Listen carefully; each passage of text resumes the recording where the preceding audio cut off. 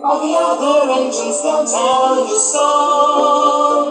We hush and whistles, rushing to and fro. He's the really useful engine we adore. He's a really useful engine, you know, 'cause the flight controller told us so. Now he's starting Rushline to call his very own. He's the really useful engine we adore. He's the one, he's the number one. Thomas the Tank Engine. He's the really useful engine we adore.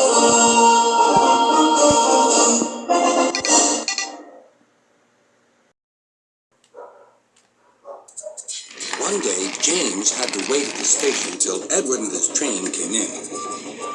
This made him cross. Late again! Edward laughed and James fumed away.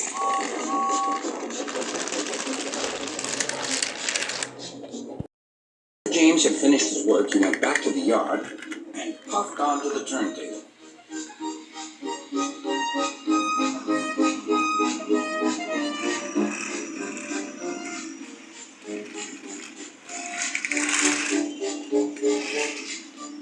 He was still feeling very bad-tempered. Edward is impossible, He grumbled to the others. he clanks about like a lot of old iron, and he is so slow, he makes us wait. Thomas and Percy were indignant. Old iron? Slow? Why, Edward could beat you in a race any day. Really, said James. I should like to see him do it.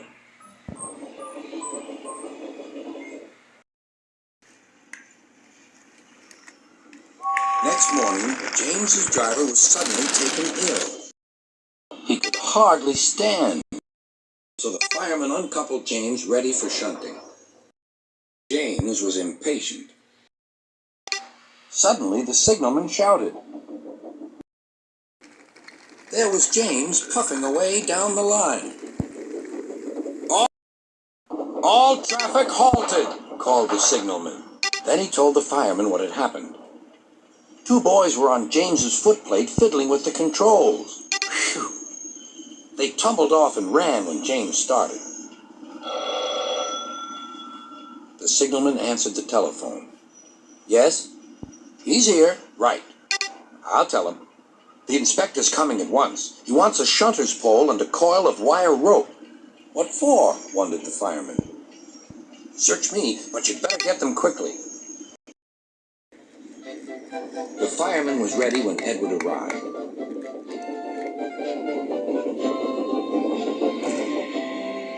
The inspector saw the pole and the rope.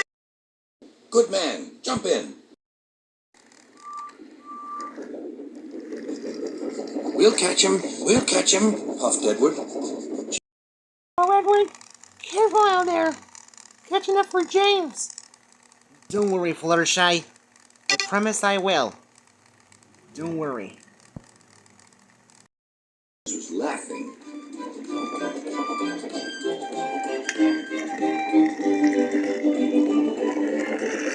What a lark! What a lark! He chuckled to himself.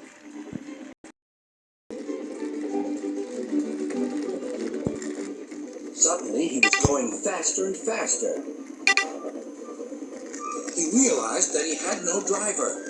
What shall I do? I can't stop! Help! Help! We're coming, called Edward.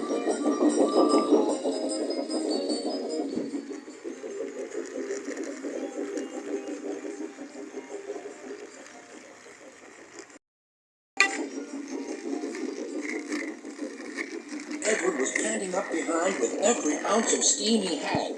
At last, he caught up with James.